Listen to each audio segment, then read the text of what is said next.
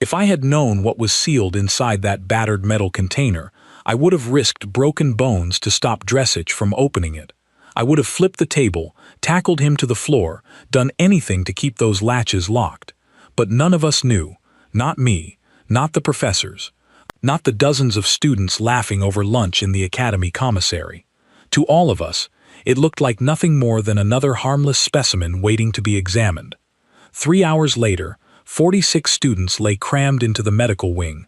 Every corridor on Tesseron Prime's Galactic Academy had been sealed under emergency lockdown. Security drones patrolled the halls, alarms screamed without pause, and the headmaster himself had ordered a full campus quarantine. Panic spread faster than any disease ever could. Yet in the middle of the chaos, there was one person who looked completely unbothered. A human girl barely 5 feet 4 inches tall sat cross-legged on a hallway bench, calmly unwrapping a backup sandwich.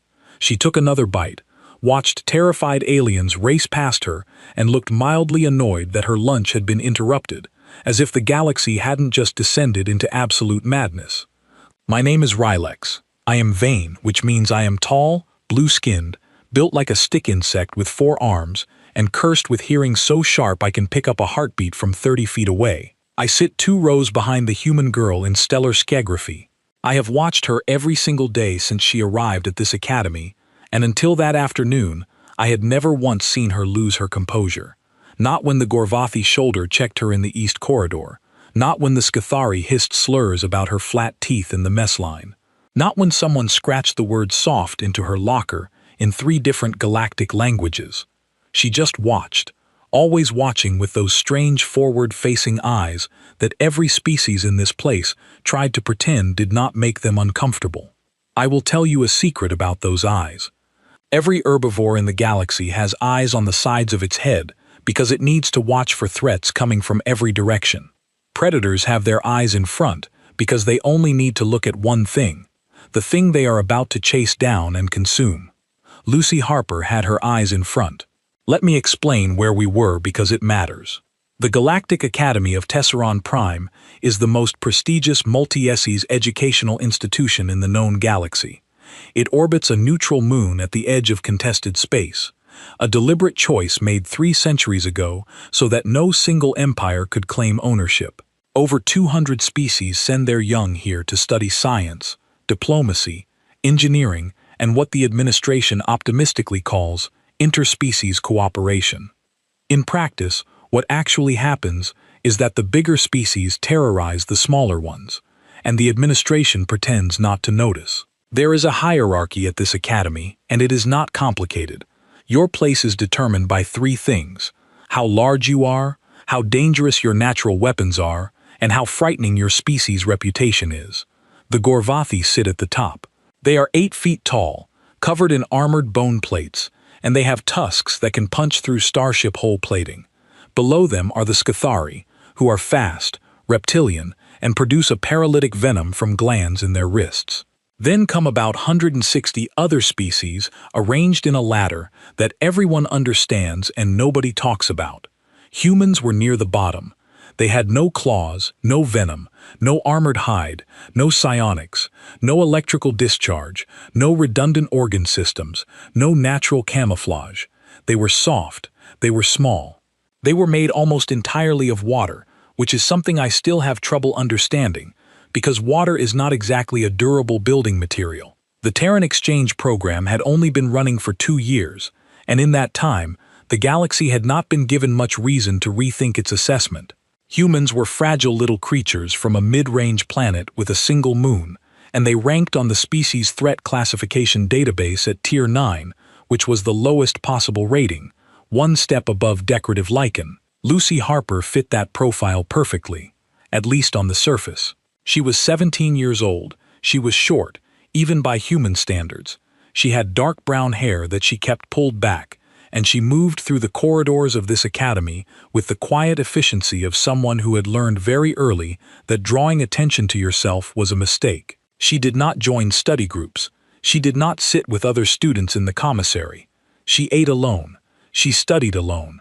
And every 2 weeks a cryophyte package arrived from Earth containing a sealed metal lunchbox packed by her mother. I found her fascinating in the way you find a puzzle fascinating. She did not behave the way a prey species should behave. Prey species flinch. They startle. They emit fear pheromones when a larger creature gets too close. Lucy did none of these things. I sat behind her in stellar seagraphy 5 days a week, and my auditory organs are sensitive enough to pick up her heartbeat from across the room. It never changed. Not when Dressy walked past her desk and deliberately knocked her datapad to the floor. Not when the Scathari leaned over and whispered something cruel about her species. Her heart kept the same steady rhythmic pace, like a machine that did not know how to be afraid. That should have been my first warning. Now, let me tell you about Dressic Mall, because he is important to this story. Although not in the way he would prefer. Dressy was a Gorvathi, and he was the apex predator of this academy, in every way that mattered. He stood over 8 feet tall. His bone plates were thick and dark, the color of burned metal, and his 4 eyes sat in deep sockets beneath a ridged brow that made him look like he was permanently furious, which, to be fair, he usually was. He had tusks, he had claws, he had a voice like grinding rock, and he used it to remind everyone around him every single day that the Gorvathi had conquered 11 star systems before most species had figured out fire. Dressic had a pack. That is what they called themselves, though gang would have been more accurate. There were the 2 Scathari who were brothers, named Vass and Toki. They were fast, sharp-eyed, and they had a habit of flicking their venom glands open whenever they wanted someone to back down, which worked every single time, because Scathari venom could paralyze a full-grown Gorvathi for 6 hours. And there was the PL, whose name I never learned to pronounce correctly, so everyone just called it Ghoul. Ghoul was massive, slug-like, and covered in a membrane that produced a thick corrosive mucus whenever it was stressed, which was a deeply unpleasant defense mechanism that made everyone give it a wide berth in the corridors. These 4 had been running the lower levels of the academy for the entire year. They stole food, broke equipment, intimidated younger students, and operated with the kind of casual cruelty that comes from knowing that nobody is going to stop you. The faculty looked the other way because Dressic's family was powerful, and the other students looked the other way because getting involved meant getting hurt. They had been targeting Lucy for weeks. It started small, a shoulder check in the corridor that sent her stumbling into the wall. A datapad knocked off her desk, comments about her teeth, her skin, her size. They called her water bag and soft thing, and other names that I will not repeat, because they were not clever and they do not deserve to be remembered. Lucy never responded. She never reported them. She never even looked angry. She just picked up her datapad, straightened her bag, and kept walking. I think that made Dressy angrier than anything else she could have done. It was a Tuesday when it happened. I remember because Tuesdays were the long lunch period, 60 full minutes instead of the usual 40, and the commissary was always packed. I was sitting at my usual table near the north wall, picking through a plate of mineral shavings and trying to finish a stellar calligraphy assignment that was giving me trouble. The commissary was loud. 200 species eating 200 different things in 200 different ways creates a noise that is hard to describe. A wall of sound made up of crunching, slurping, clicking, gurgling, and the occasional screech of a Vicari student who had accidentally set its food on fire again. Lucy was sitting alone at a small table near the east wall. I noticed her because I always noticed her, though I had never admitted that to anyone. She had her sealed metal lunchbox in front of her, the one that came from Earth every 2 weeks, and she was carefully opening the clasps. The lunchbox had a biometric lock, which I had always thought was excessive for a food container. I understand now that it was not excessive at all. She opened the lid, and I caught the smell immediately. My olfactory receptors are not as strong as my auditory organs, but they are strong enough to detect chemical compounds at a moderate distance. And what came out of that container was sharp. It was warm and aggressive and layered like someone had mixed several different volatile substances together and then heated them. I wrinkled my face. A few other students near Lucy did the same, shifting uncomfortably in their seats, their various sensory organs reacting to something they could not identify but instinctively did not like. That was when Dressic's pack arrived. They crossed the commissary like they always did in a loose formation with Dressy at the center, Vaz and Tori flanking him, and Ghoul trailing behind, leaving a faint trail of mucus on the floor that the cleaning drones would spend 20 minutes scrubbing later. Students moved out of their way without being asked. Tables shifted, conversations paused and resumed only after the pack had passed. Dressick spotted Lucy. I saw his 4 eyes lock onto her, and I saw the corner of his mouth pull back to expose one tusk. That was his version of a smile. It was not a pleasant expression. He walked straight to her table. Vass and Turek fanned out to either side, cutting off her exits. A move they had practiced so many times it was automatic. Gall settled behind her, its bulk blocking the path to the corridor. Lucy did not look up. Dressick reached down and picked up the lunchbox. He did it casually, the way you might pick up something that belonged to you, and he held it up in front of his face and sniffed. His bone plates shifted, a Gorvathy expression of disgust, and he let out a low rumble that was half laugh and half growl. "What is this water bag? Your species eats this." Lucy looked up then. Her face was calm, her heartbeat and I was listening. I am always listening. Did not change by a single beat. She looked at Dressy, and then she looked at the lunchbox in his claws, and then she said 5 words that I will remember for the rest of my life. I would not eat that. She said it quietly, not as a threat, not as a plea. She said it the way you might warn someone about a step they were about to trip over. A simple factual observation, calm and clear, and completely without emotion. Dressick laughed. It was a deep rumbling sound that made the table vibrate. Voss and Tori hissed their amusement, their forked tongues flickering. Ghoul made a wet bubbling noise that I think was its version of a chuckle.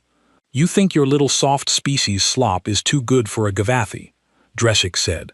He was performing now, playing to the crowd because half the commissary was watching even though most of them were pretending not to. Lucy said nothing. She just looked at him. Those eyes, those steady, forward-facing predator eyes, looked at him, and she waited. Dressick opened the container. He scooped out a handful of whatever was inside, a reddish grain-based substance mixed with what appeared to be fermented vegetables and small dark objects that I could not identify, and he shoved it into his mouth. Vaz and Talk each grabbed a portion, their clawed hands digging into the container with obvious contempt. Gull extended a portion of its membrane and absorbed a section of the food directly through its skin. They ate it, all of it. The entire container was empty in less than 30 seconds. Dressick tossed the lunchbox back onto the table. It clattered against the surface and slid to a stop in front of Lucy. She looked at the empty container. Then she looked back at Dressick, and for just a moment, for a fraction of a second, so brief that I was not sure I had actually seen it, something moved behind her eyes. It was not fear. It was not anger. If I had to name it, I would call it patience. She reached into her backpack, pulled out a second sealed container, and opened it. Inside was a simple flat object, 2 slices of some kind of soft grain material with a brown and purple substance between them. She began eating it without hurry. Dressy snorted, turned, and walked away. His pack followed. The show was over. The commissary resumed its noise. Everyone went back to their food, their conversations, their lives. I almost went back to my assignment. I almost looked away, but I did not, because I had noticed something that no one else in that room had noticed. Something small, and quiet, and absolutely terrifying. Lucy was not watching Dressick walk away. She was not looking at her food. She was not looking at anything in the commissary at all. She was looking at the clock on the far wall, and she was counting. I did not understand it then. I did not know what she was counting toward, or why her heartbeat for the very first time since I had been listening had shifted, not faster, not the panicked acceleration of a frightened creature. It had slowed down, dropped by maybe 4 beats per minute. Her breathing had changed too, deepening, settling into a rhythm that was almost mechanical in its precision. I had studied enough xenobiology to know what that meant in a human. It was not a fear response. It was not a stress response. It was what human bodies did when they were preparing for something, when the conscious mind had already decided what was going to happen and was calmly waiting for the world to catch up. I should have been afraid. I should have stood up, walked across the commissary, and asked her what she was waiting for. I should have told someone, anyone, that something was wrong. Instead, I sat there with my mineral shavings in my assignment, and I watched and I waited, and 12 minutes later, I understood why the containers were sealed. 12 minutes, that is how long it took. I know because I was watching the same clock Lucy was watching. And I had started counting too, even though I did not know what I was counting toward. 12 minutes from the moment Dreszy shoved Lucy's food into his mouth, to the moment every living creature in that commissary discovered that the Galactic Academy's species threat classification for humans was catastrophically dangerously, almost comically wrong. It started with the Scathari Vass stopped mid-sentence in the middle of a conversation with his brother and made a sound I had never heard a Scathari make before. It was high-pitched and wet, and it came from somewhere deep in his throat, a gurgling whine that made 3 nearby students flinch. Talk looked at his brother, confused, and then his own body locked up. His spine went rigid. His venom glands, the ones on the inside of his wrists, began to swell. Now, I need you to understand something about Scathari venom glands. They are controlled by the autonomic nervous system, the part of the body that handles involuntary functions. A Scathari can choose to deploy venom just like you might choose to clench your fist. But under extreme physiological stress, the glands can fire on their own. It is a defense mechanism, a last-resort survival response designed for situations where the Scathari is so badly threatened that conscious control has been overridden. Both Scari brothers hit that threshold at the same time. Their venom glands ruptured open and began spraying paralytic venom in a 3-meter arc, coating everything, and I mean everything, within range. 2 Veloian students caught a direct hit and went down instantly, their limbs locking rigid as the paralytic compounds flooded their nervous systems. A Quilic student who was just walking past caught a spray across its wings and crashed into a table, sending food and trays scattering across the floor. A Vicari stumbled backward, tripped over the fallen Quilic, and knocked over a heating element that immediately set a decorative plant on fire. The commissary erupted. But the Scathari were just the beginning, because at that exact moment, on the other side of the commissary, where Dressic's pack had returned to their usual table, Ghoul the Ploth began to change color. I have to explain Plaka biology for this to make sense. Plaka are membrane organisms. They absorb nutrients directly through their outer layer, and that layer changes color based on internal chemistry. A healthy Plok is gray-blue. A stressed Plo shifts toward yellow. Gull was turning a color I had never seen on a Ploka before, a vivid screaming orange that seemed to pulse from inside its body like a warning light. And then the mucus came.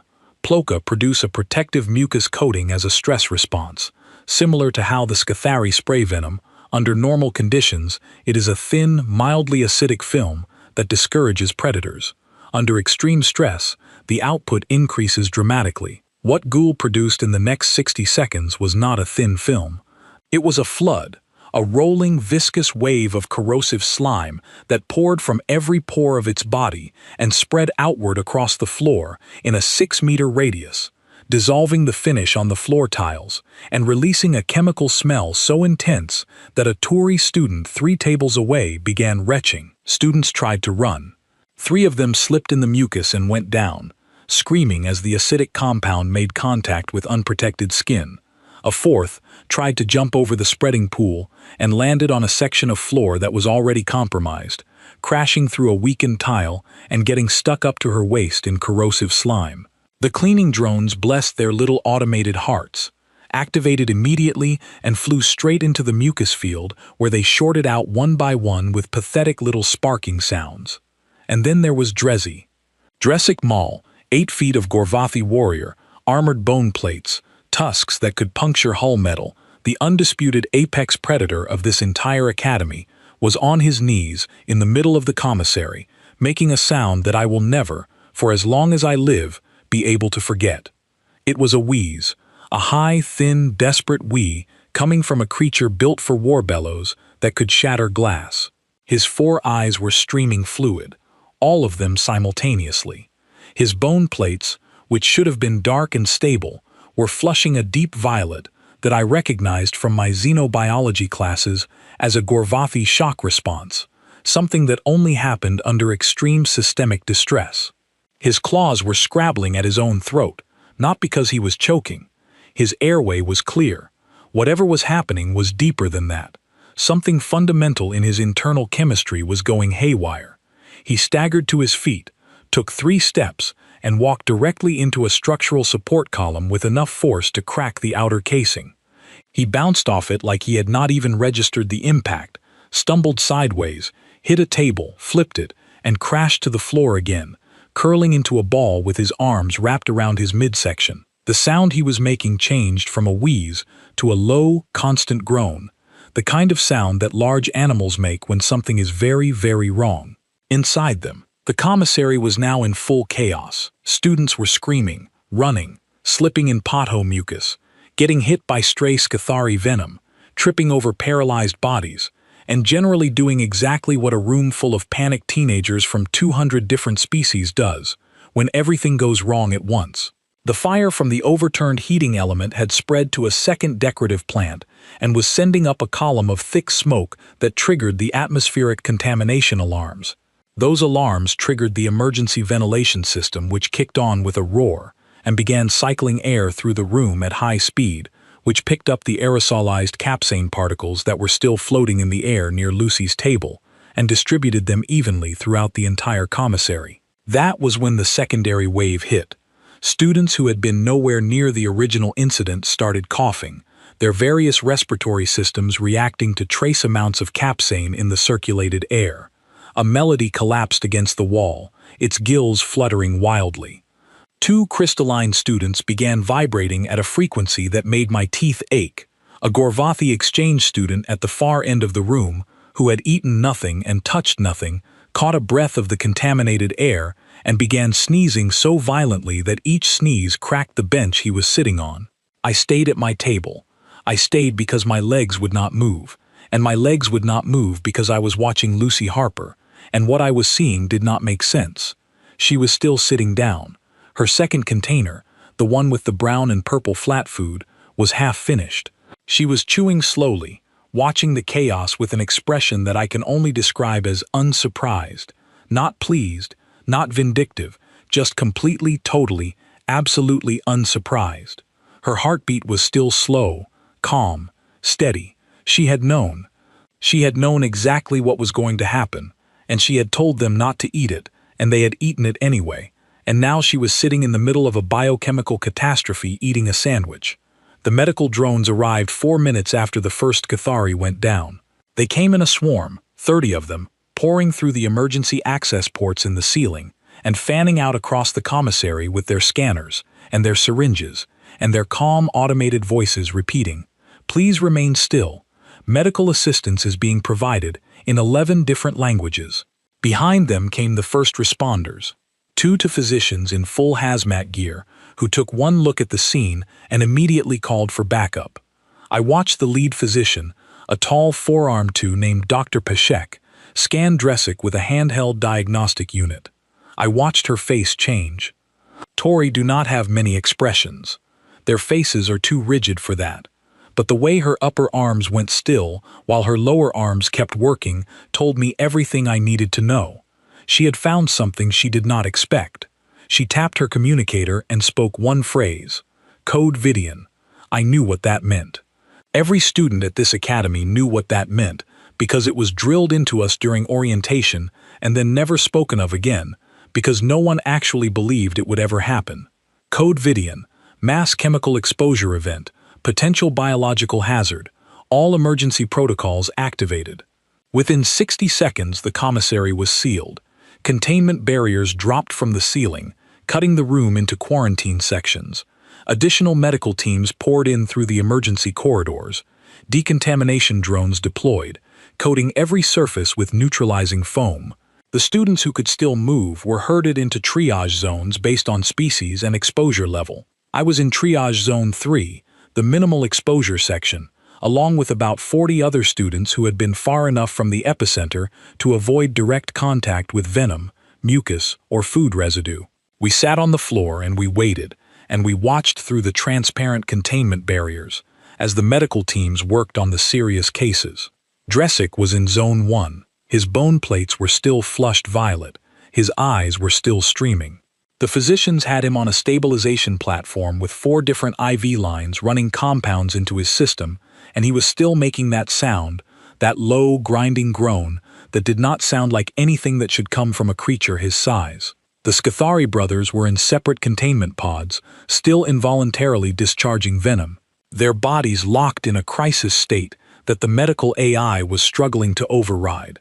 Ghoul had been surrounded by a containment ring, its mucus output slowly decreasing as the emergency suppressants took effect, but the damage zone around it looked like someone had poured industrial solvent on the floor.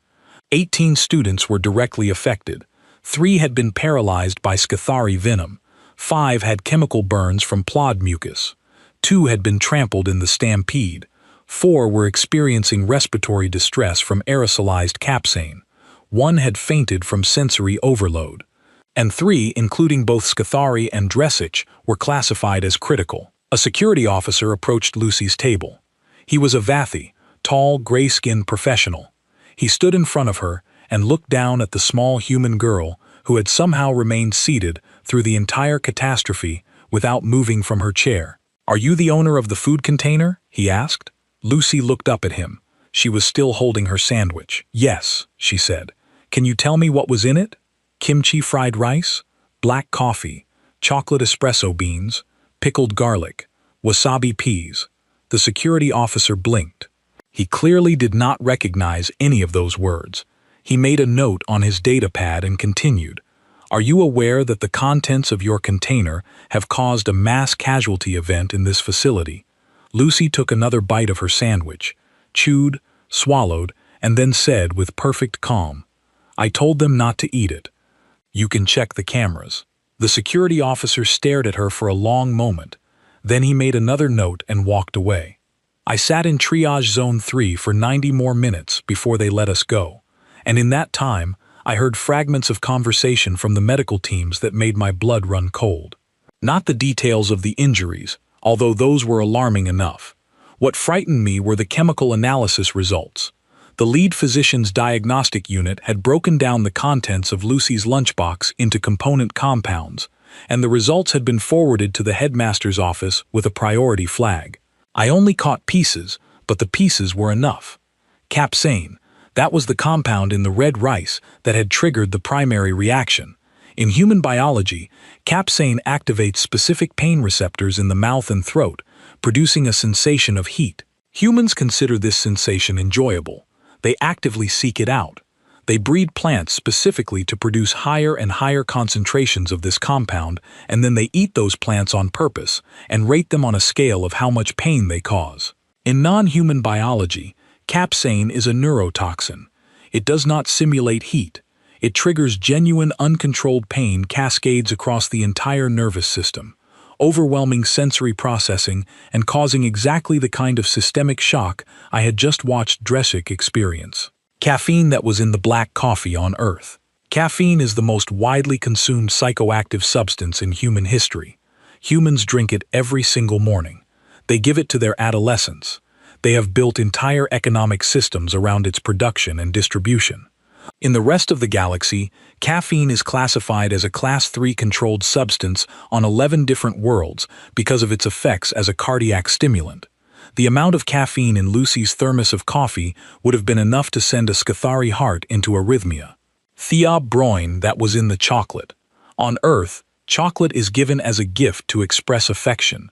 Humans give it to their children on holidays. They eat it when they are sad. They consider it one of life's simple pleasures. Theobromine is lethal to at least 40 known species at moderate doses. It attacks the cardiovascular system and the central nervous system simultaneously, and the therapeutic index, the margin between a harmless dose and a fatal one, is so narrow for most galactic species that the compound is simply banned from all multi-species environments. Allosonin, that was in the garlic. Allosonin is a sulfur-based compound that causes catastrophic enzyme disruption in any species with sulfur-sensitive biochemistry, which accounts for roughly 60% of known spacefaring civilizations. Humans put garlic in everything. They roast it, they pickle it, they mince it raw into sauces, and they consider meals without it to be bland.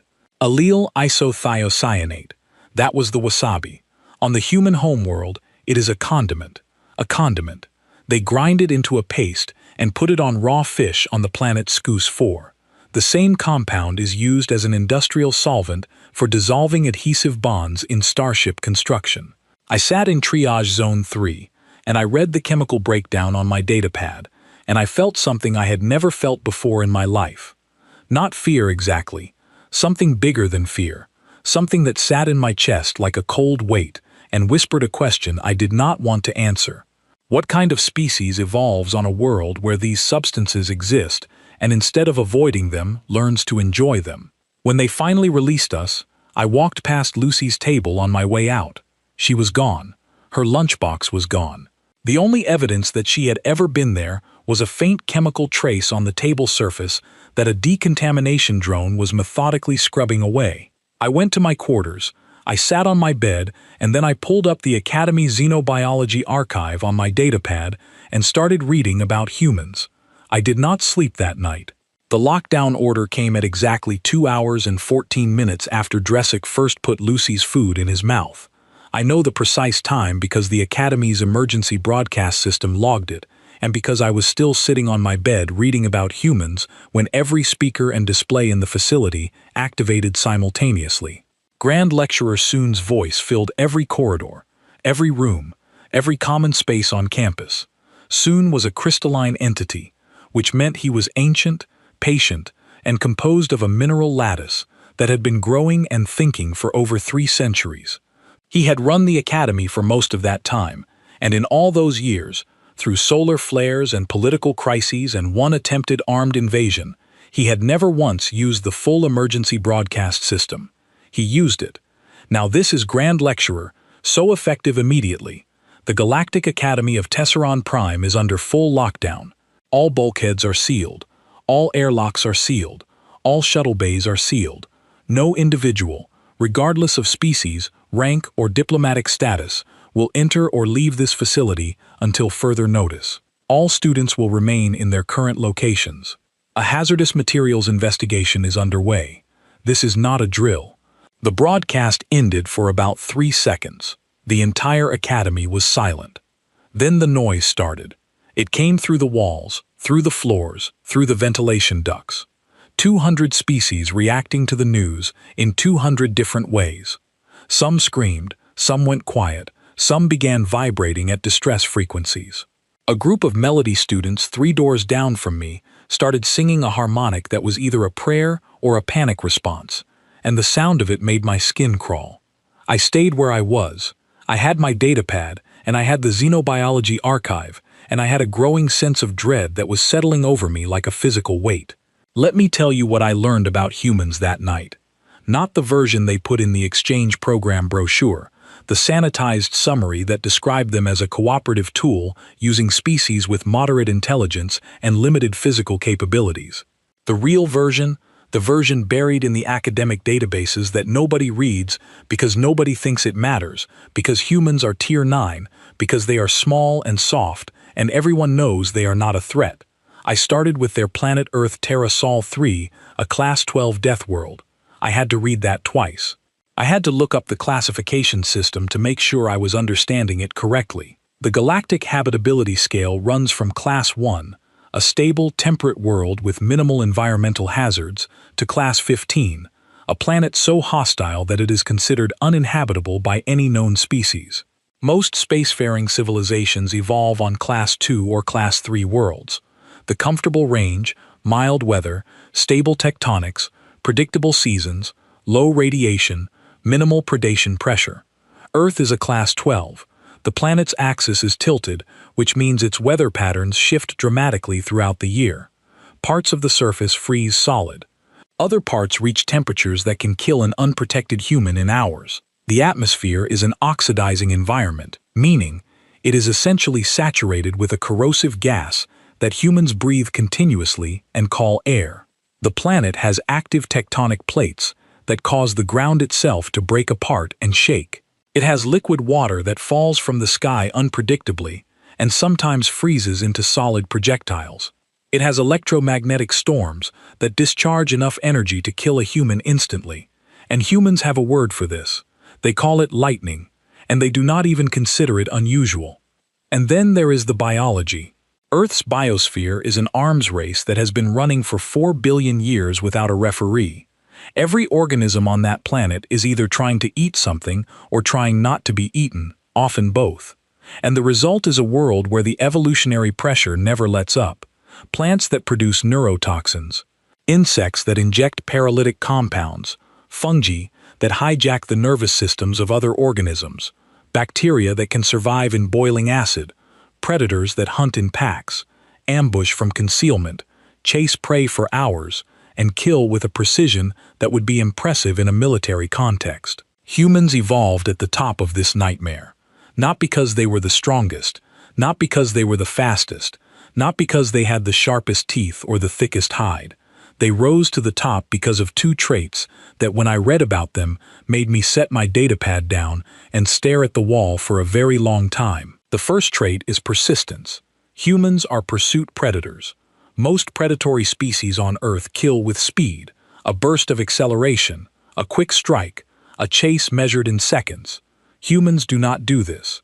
Humans pick a target and they follow it.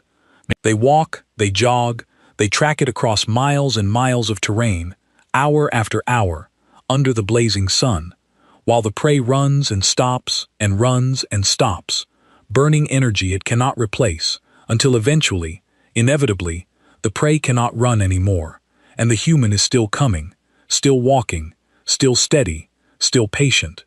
The second trait is stubbornness. I do not know a better word for it. Humans do not give up. They do not accept that something cannot be done. They crashed 100 flying machines before one worked. They poisoned themselves with radiation before they learned to split the atom.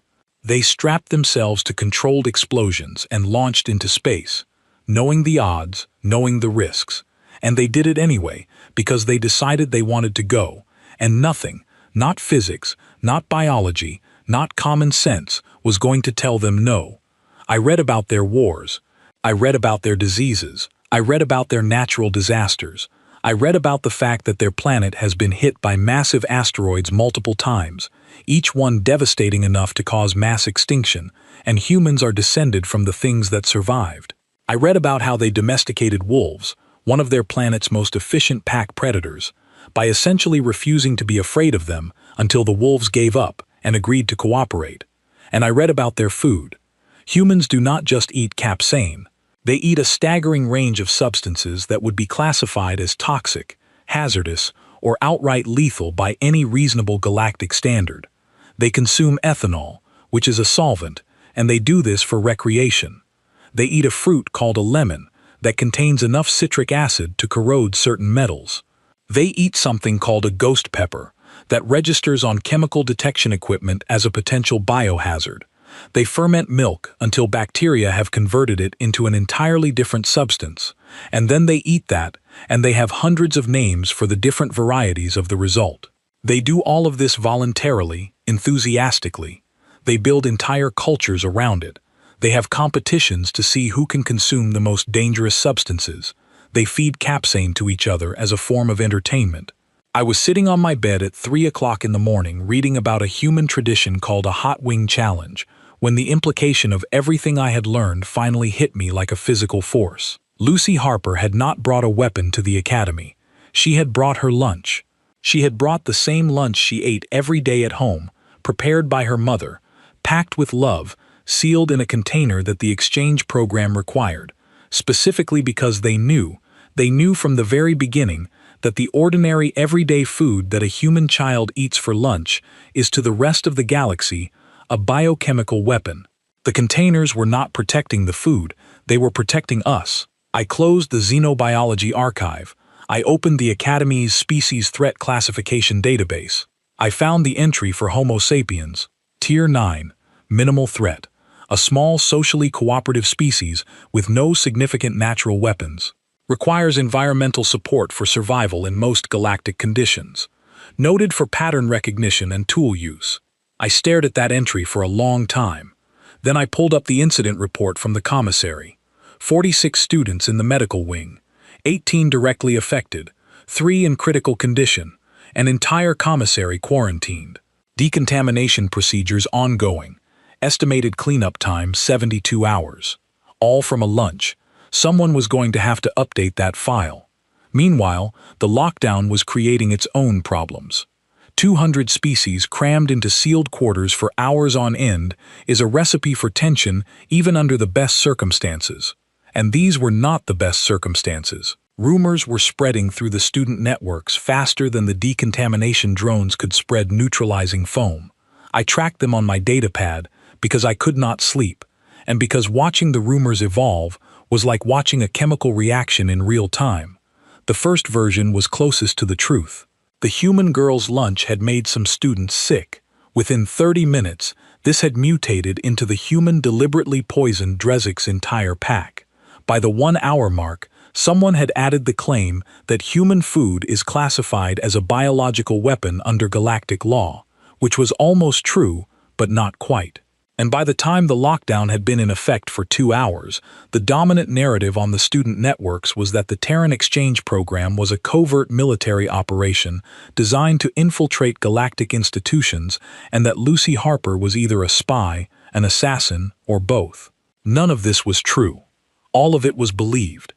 In the medical wing, where I normally volunteered on alternate evenings, the staff was working through the night.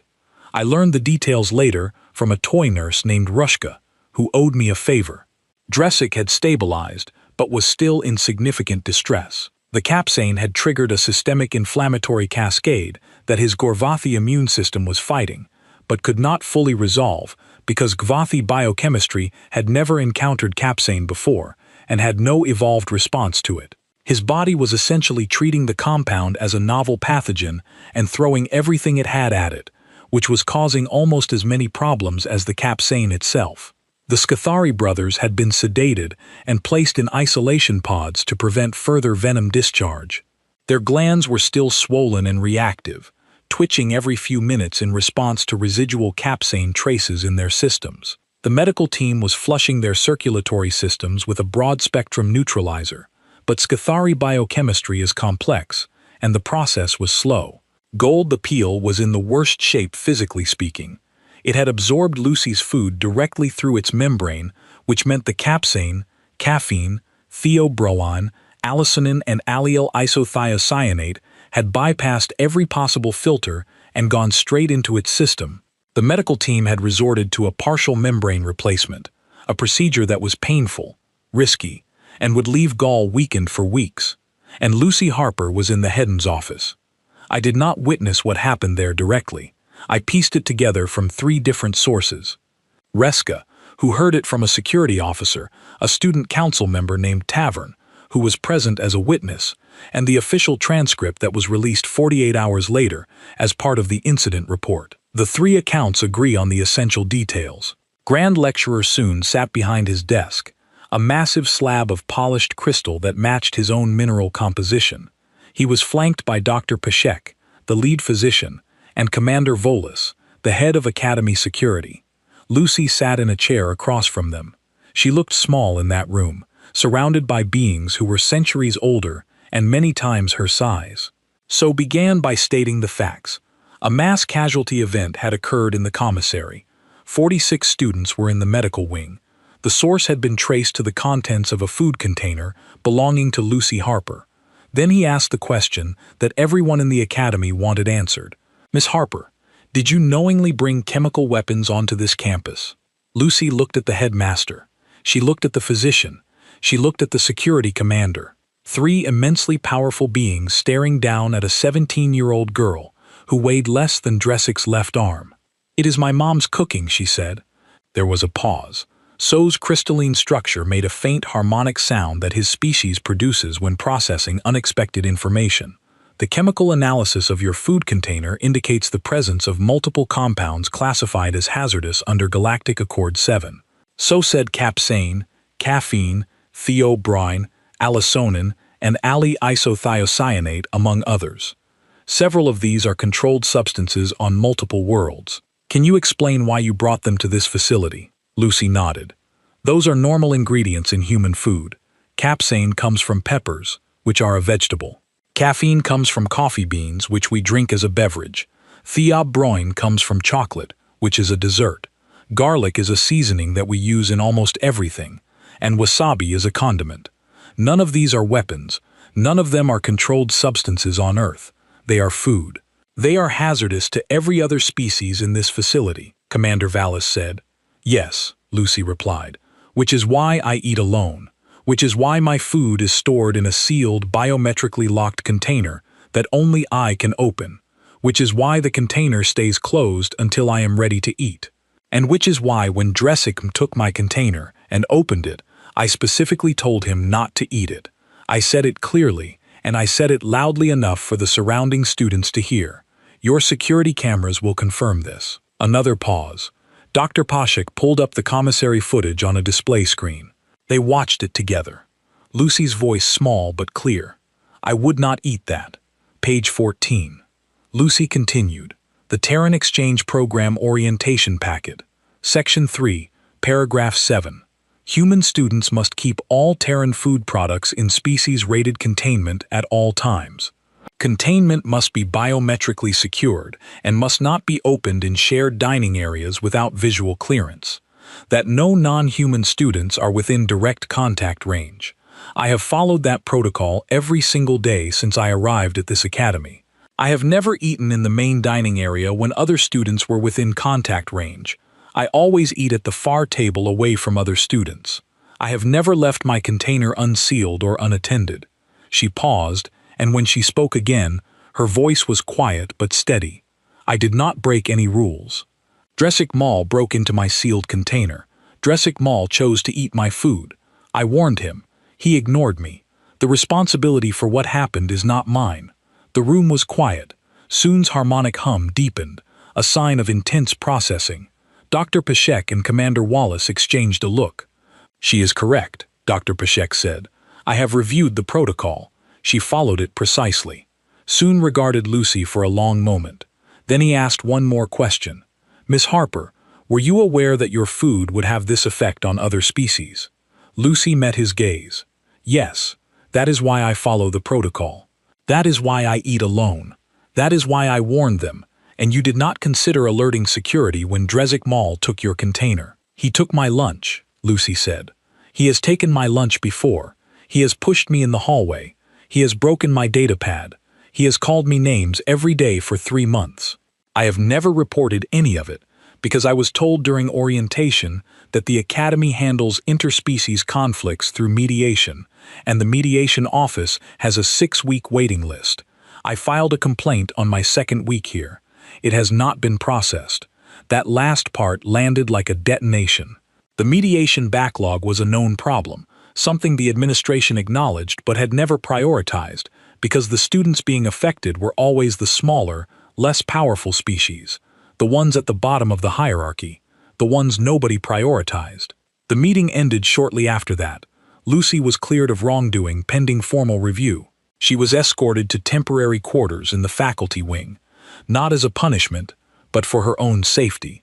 The security footage was preserved as evidence, and so, for the first time in 300 years, ordered a full review of the Academy's anti-harassment protocols. I found all of this out over the next few hours, piecing it together from my sources while sitting in my quarters during the lockdown. And while I was doing that, while I was reading transcripts and medical reports and trying to process the fact that a 17-year-old girl had just dismantled the Academy's disciplinary failures in a 5-minute conversation with the headmaster, something else was happening in the Eastern Residential Corridor that I did not learn about until later. A mob was forming. News of the lockdown combined with the rumors about Lucy and the injuries to Dresic's pack had created a volatile mix of anger, fear, and species-based tribalism that was coalescing into something ugly. A group of students, mostly from predator species, mostly allies or admirers of Dressy, had gathered in the Eastern Corridor where the residential blocks connected to the main academic wing. The bulkhead there had been sealed by the lockdown, which meant they were stuck in a confined space with nowhere to go and nothing to do except feed each other's anger. I heard fragments through the walls. My quarters were 2 levels above the Eastern Corridor, but Velocian hearing is what it is, and I could pick up the rhythm of the conversation, even if I could not catch every word. The tone was unmistakable. It was the sound of a group talking itself into something terrible. There were 12 of them. I learned their species later from the security report. 4 Gorvathi, including 2 from Dressik's extended kinship group. 3 Vakari, who are normally peaceful but become dangerously aggressive when they feel their community is threatened. 2 Krells, massive, 6-limbed, built like siege equipment.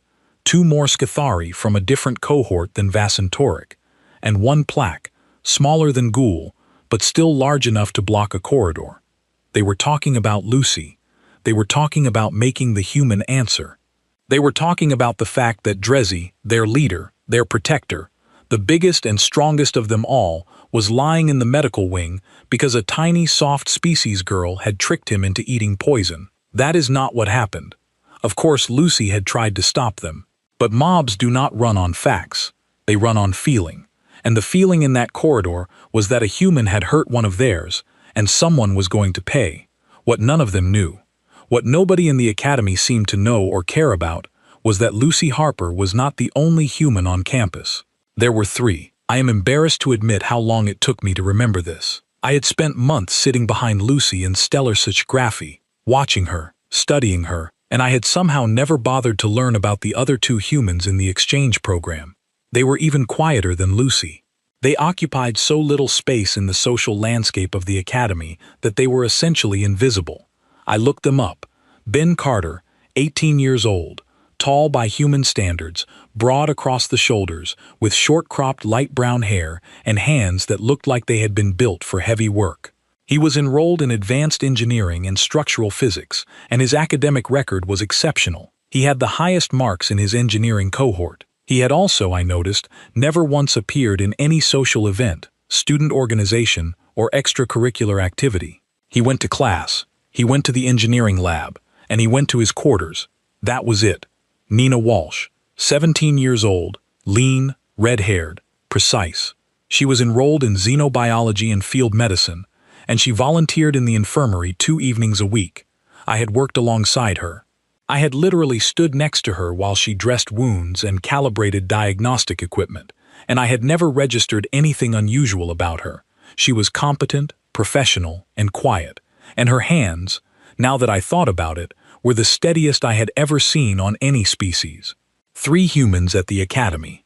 3 members of a species that, as I had just spent the entire night learning, hunted by pursuit, domesticated wolves, consumed neurotoxins for breakfast, and came from a world where everything was trying to end them, and they had outlasted it all. The mob started moving at approximately 2 hours and 40 minutes after the incident. I did not see what happened next. I was in my quarters, 2 levels up, listening through the walls and floor with my auditory organs straining at maximum sensitivity. What I heard, I filled in later with the security footage that was eventually released as part of the formal investigation. The 12 students moved through the eastern corridor toward the faculty wing where Lucy had been placed for her safety. They were not subtle about it. They were loud, angry, and feeding on each other's rage in the way that mobs do. The Gorvathi were leading, their heavy footsteps making the floor vibrate.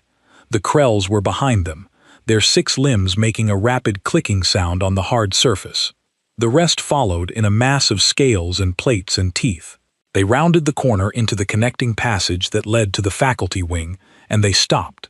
3 humans were standing in the corridor, not hiding, not running, not calling for help, standing side by side, blocking the passage with the casual, settled posture of people who had chosen their ground and were not planning to leave it.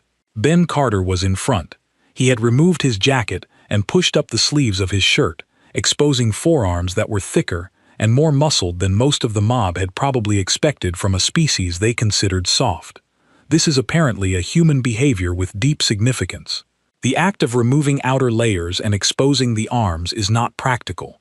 It does not improve combat ability. It is a signal. It communicates in a language older than words that the human has assessed the situation, considered the odds, and decided to fight anyway. Nina Walsh was behind him and to his right. She had her medical kit open on the floor beside her, and she was arranging instruments with the quick, precise movements of someone preparing a workspace. Not nervously, not frantically, the way a professional prepares for a procedure.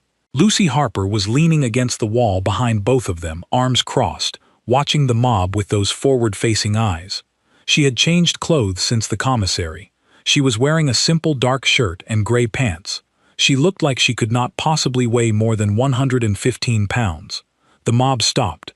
Not because they had been ordered to, not because they had decided to.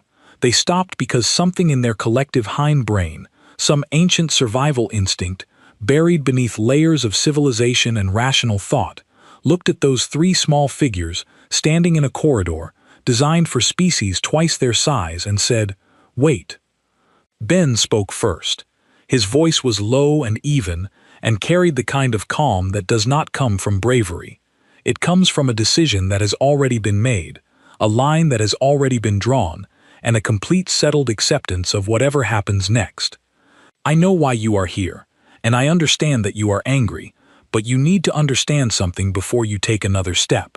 The three of us grew up on a planet where everything, the weather, the animals, the plants, the terrain, was actively trying to end us. Every single day of our lives, we woke up on a world that was doing its best to make sure we did not see tomorrow. And we are still here. Our species has been doing this for 300,000 years. We are very, very good at surviving." He paused. The corridor was silent. The first one who steps forward is going to find out exactly how good. Nobody stepped forward. There was a Gorvathi near the back of the group, one of Dressy's kin, a younger male with fresh bone plates and the overconfidence that comes with never having been seriously challenged. He pushed to the front and snarled, showing his tusks, which was a Gorvathi dominance display that worked on every species in the known galaxy. "There are 12 of us and 3 of you," he said. "What exactly do you think you are going to do?" Ben did something that I had never seen a human do before. He smiled. Not the warm social smile that humans use in friendly interactions. This was different. His lips pulled back and his teeth showed, and his eyes did not change at all, and every single species in that corridor had the same reaction. It was instantaneous, involuntary, and universal. Their bodies told them in the language of 1 billion years of evolution that they were looking at a predator, not prey, not a victim, not a soft, harmless creature from a low-threat world. A predator. Na spoke. Then she did not look up from her medical kit. Her voice was calm, clinical, and precise. "I am studying to be a doctor. I know the name of every bone in a Gorvathi body. I know the load-bearing thresholds of your growth plates. I know where your nerve clusters sit beneath your armor, and I know exactly how much focused pressure it takes to reach them. I know these things because healing requires understanding exactly how a body can break. The knowledge works both ways." She looked up then and she smiled too, and it was the same kind of smile Ben had given, the kind that does not reach the eyes, the kind that is not really a smile at all. The corridor was very, very quiet, and then Lucy spoke. She had not moved from her position against the wall. Her arms were still crossed. Her heartbeat and I was straining to hear it from 2 levels up, was slow and steady and completely unchanged. "I packed that lunch myself," she said. "The mild version, the one my mom makes when she is being careful because she knows I am at school. You want to know what the strong version looks like?" The Gorvathi at the front wavered. His tusks were still bared, but his body language had shifted. The aggression was draining out of him, like liquid from a cracked container, replaced by something he had probably never felt before in his life. He was a Gorvathi. His species conquered worlds. He should not have been afraid of 3 creatures half his size with flat teeth and no natural armor. But he was afraid. They were all afraid because fear is not rational. Fear does not care about size or strength or numbers. Fear is the oldest voice in the brain, and it speaks in a language that every living thing understands. And what it was saying to 12 predator species students in a locked-down corridor was very simple and very clear. These 3 small, soft, water-filled creatures standing in this hallway were not bluffing. They were not posturing. They had looked at the numbers, 3 against 12, and they had not run. They had not hidden. They had not called for security, or begged for mercy, or shown a single sign of the submission that every predator instinctively expects from smaller prey. They had planted their feet and bared their teeth and waited. And that, more than any weapon, more than any venom or armor or claw, was the most terrifying thing in the galaxy. The mob dissolved, not all at once. The ones at the back left first, peeling away one by one with the careful, deliberate movements of creatures, trying very hard not to look like they were retreating. Then the middle group went, and finally the Gorvathy at the front, who held his ground for another 10 seconds before his nerve broke, and he turned and walked away without a word. 12 against 3, every advantage in size, armor, venom, and numbers, and the 12 walked away. Academy security drones arrived 30 seconds after the last member of the mob disappeared around the corner. They came fast, 6 of them bristling with sensors and restraint fields, and they found 3 humans standing in an empty corridor. Ben put his jacket back on. Na closed her medical kit. Lucy finished her water bottle. They were escorted to separate quarters for what the security report called protective isolation.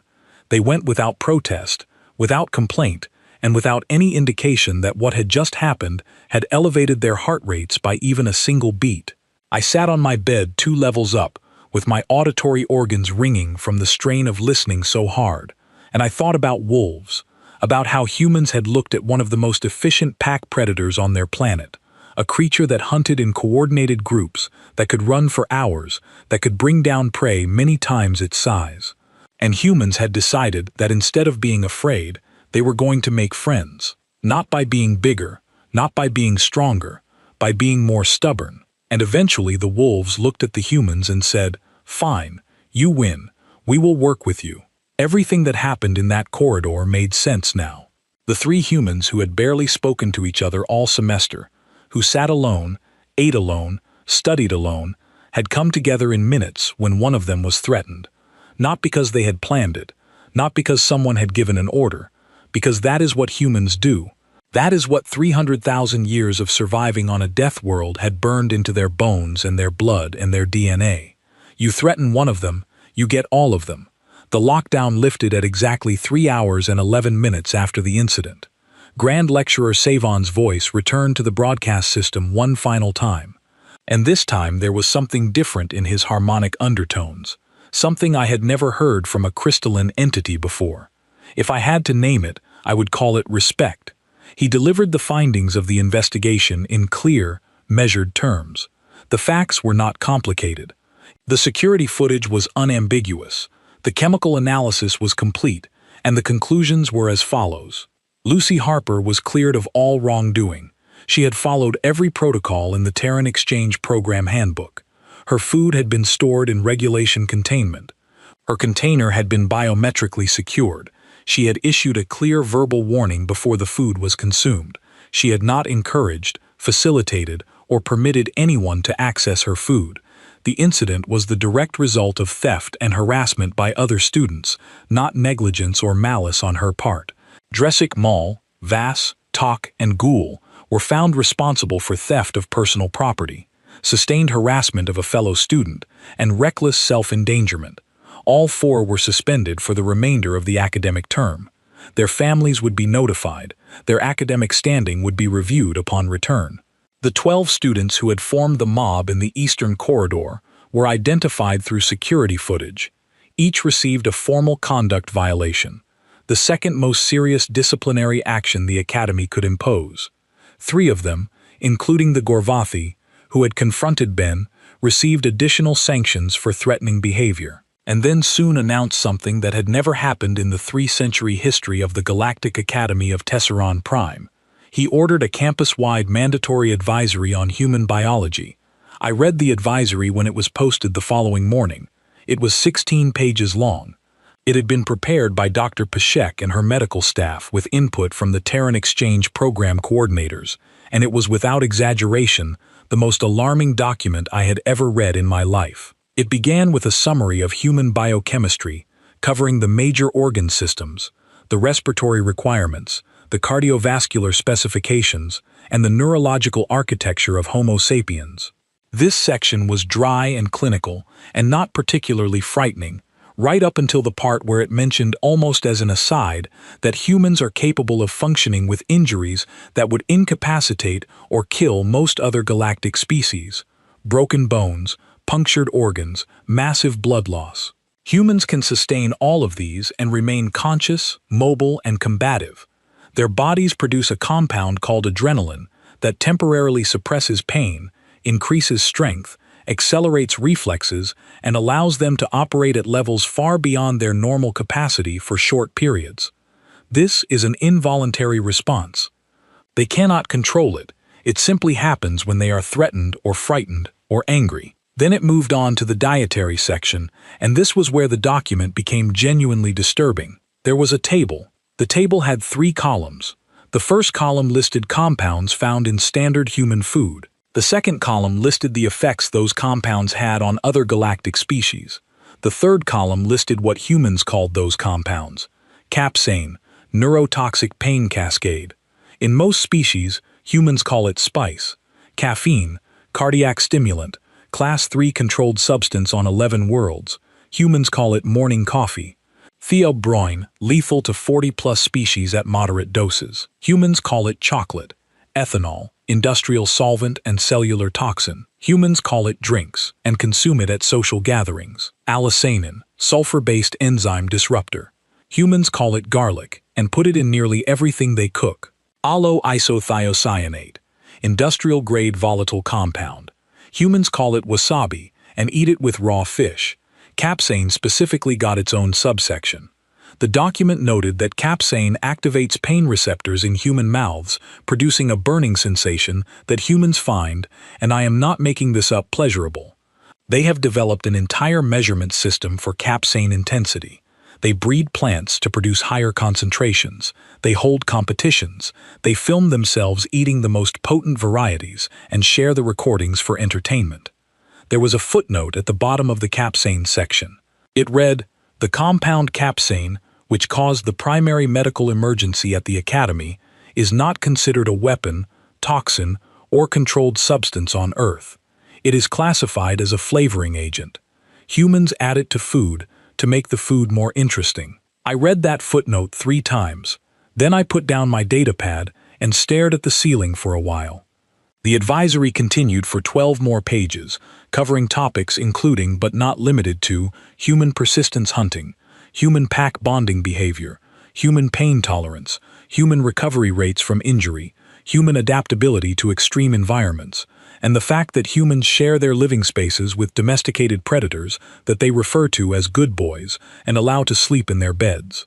The final page contained the revised species threat classification for Homo sapiens. They had been moved from Tier 9, which was the lowest possible rating, to Tier 4, which was classified as significant threat. Exercise caution. There was a note attached to the new classification that said it was provisional, pending further study and observation. I thought Tier 4 was generous, not toward the humans, toward the rest of us. The lockdown was over. Life at the Galactic Academy of Tassaron Prime resumed. Students went back to classes, back to labs, back to the routines that structure life in an institution where 200 species are expected to coexist in something resembling harmony. But everything was different. It was different in the small ways. First, the cleaning drones in the commissary ran double shifts for a week, scrubbing surfaces that had already been decontaminated 3 times because the chemical signature of capsaicin was proving stubbornly resistant to standard neutralization protocols. The ventilation system was overhauled to include capsaicin-specific filtration. The commissary tables were rearranged to create a larger buffer zone around the section where human students ate, and it was different in the bigger ways. The faculty started taking harassment reports seriously. The mediation office hired 2 additional staff members and eliminated the 6-week waiting list. A new interspecies conduct code was drafted, reviewed, and implemented within a month. Soon personally oversaw the changes, which told everyone exactly how seriously he was taking the situation.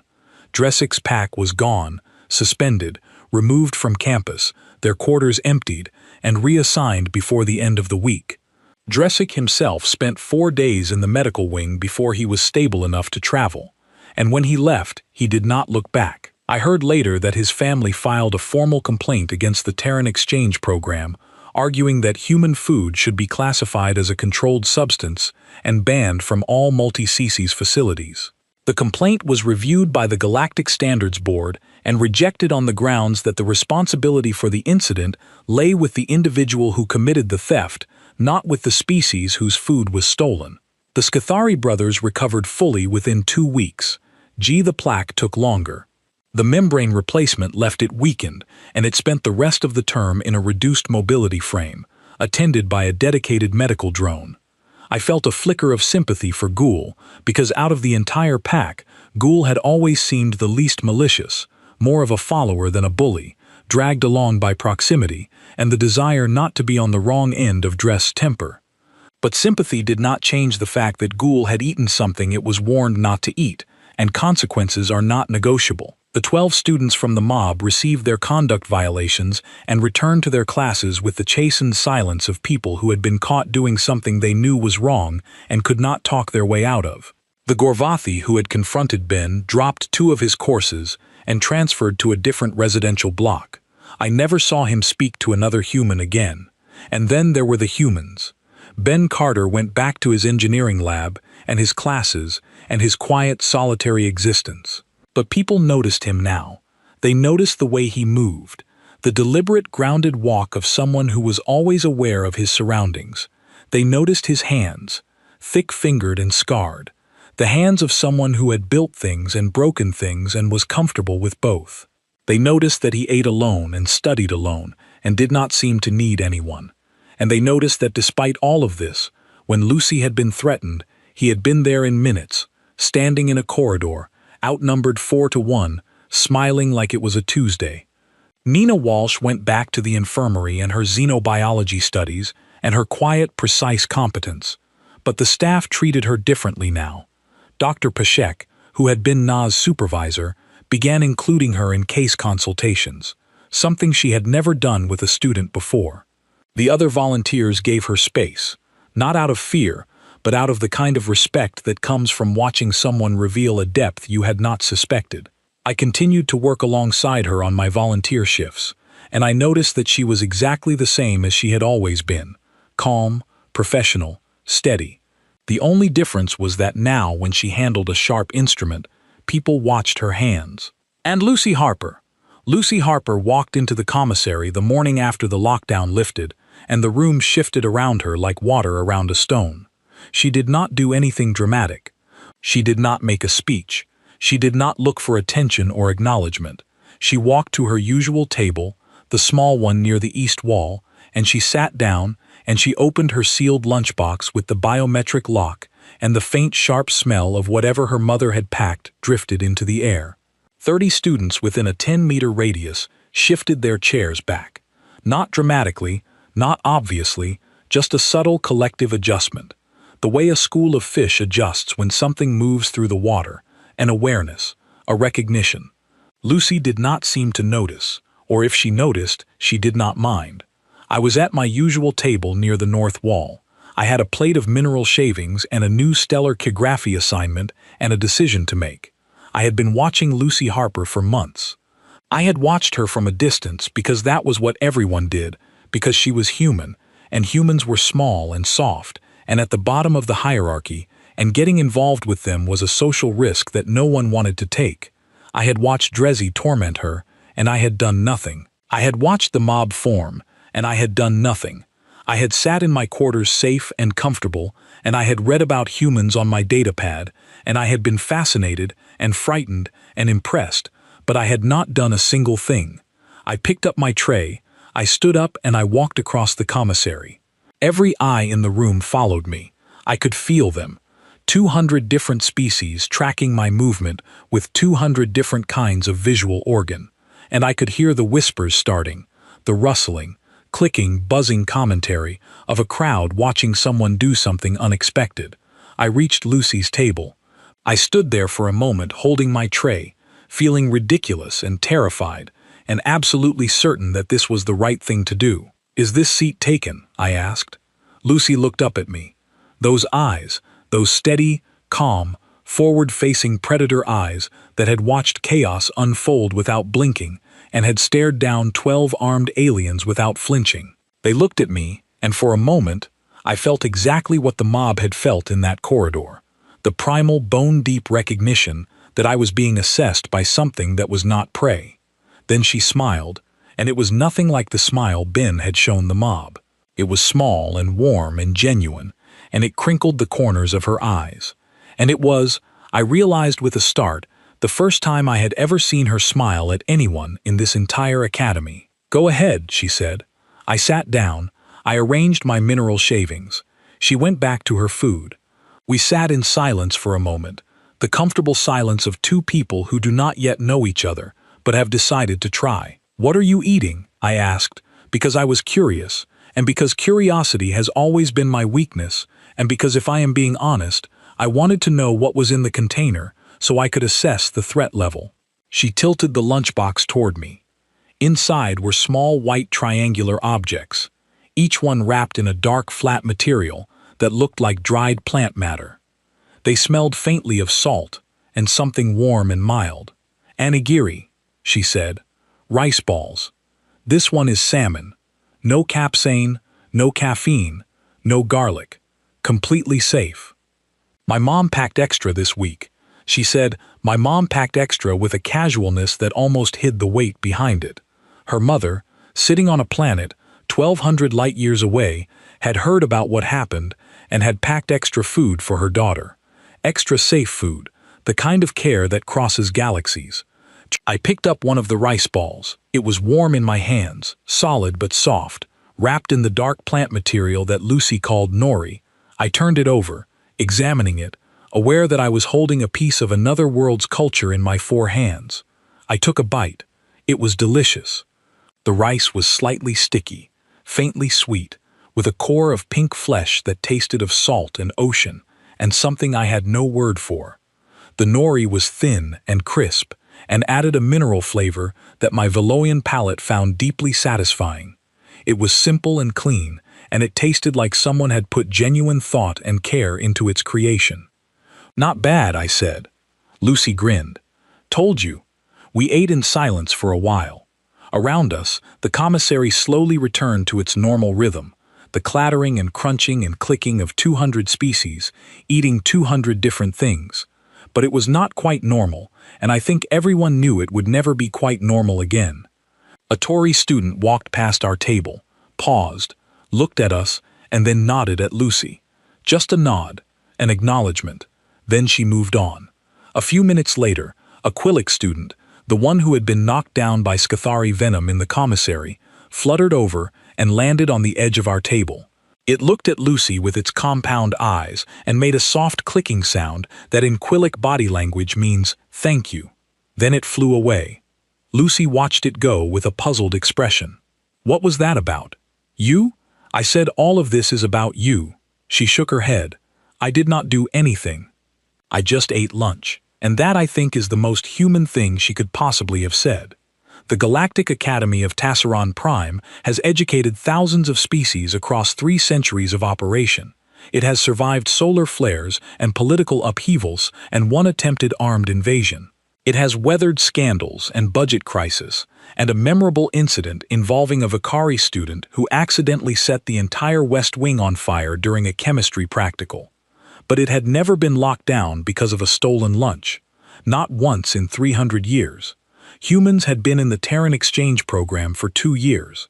They had been at the academy for less than a single semester, and in one afternoon, one quiet girl, with a sealed lunchbox and a calm voice, and the patience of a species that hunts by walking, had fundamentally altered how 200 civilizations understood their place in the galaxy.